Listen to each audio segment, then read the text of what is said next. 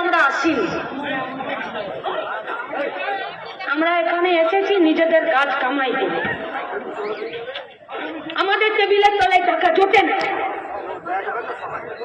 আমাদের দুর্নীতি করে পেট ভরে না, আমরা খেতে খাই, একটাই লুটে খাওয়ারা আমাদের থেকে ভয় পায়।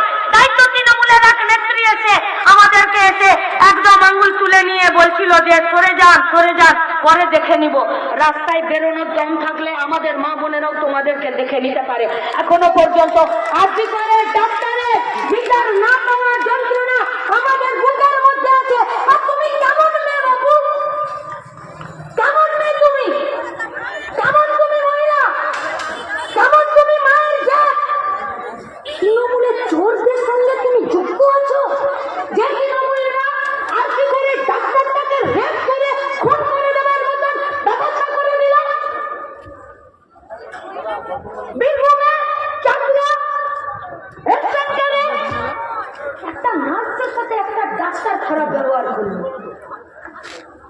কলকাতাতে একটা পুলিশ স্টেশনে একটা পুলিশ একটা সিভিক মহিলার সাথে খারাপ ব্যবহার করলো।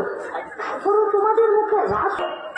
তোমার সুরক্ষার জন্য বাংলার মমতা ব্যানার্জি না থাকলেও বাংলার মেয়েরা থাকতে গেলে মানুষকে মানুষের মতন থাকতে হবে। জানোয়ার হয়ে থাকার সুখ সুযোগ পশ্চিমবঙ্গে নেই। কেউ মনে করবে না লড়াইয়ের দাবি আদায় হয়ে যাবে।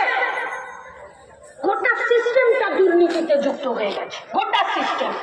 কারো কারো কত বুকের দরদ হচ্ছে, স্টাফেদেরকে একটু বেরোতে দিয়ে দিন, একটু পেচ্ছাপ করতে দিন, একটু ঢুকতে দিন স্টাফেদের জন্য।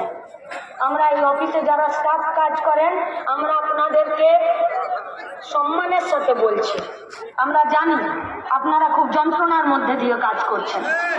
আপনাদের কাছে তিনটেই কথা, এক, হয় চুরির সাথে দুর্নীতির সাথে আপনাকে যুক্ত থাকতে হবে ইচ্ছে না থাকা সত্ত্বেও। দুই, যদি যুক্ত না থাকেন তাহলে সবকিছু দেখে আপনাকে চোখ নামিয়ে মাথা নামিয়ে থাকতে হবে। আর তিন, যদি প্রতিবাদ করেন তাহলে এই অফিস ছেড়ে কোথাও দূরে ঘর বাড়ি ছেড়ে আপনাকে ট্রান্সফার করে দেবে বা আপনার নামে মিথ্যে অপবাদ দিয়ে দেবে, প্রতিদিন আপনাকে হ্যাকেল করবে। কিন্তু আপনাদেরকে আমরা বলছি, যদি এই পশ্চিমবঙ্গে মাথা উঁচু করে কাজ করতে চান, দেখে নিন আজকের মুখগুলো।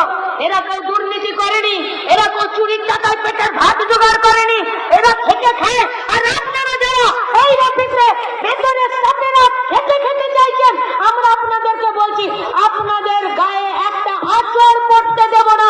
শুধু সিট দাঁড়াটা সোজা রেখে ভেতরে দুর্নীতি মুক্ত হয়ে কাজ করুন। কিন্তু আপনাদেরও অনেক দোষ আছে। একদিনের একজনাকার 100 দিনের টাকা অন্যজনের অ্যাকাউন্টে কি করে যায়? তোমরা যদি ভুল নম্বর টাইপ না করো, কি করে যায়?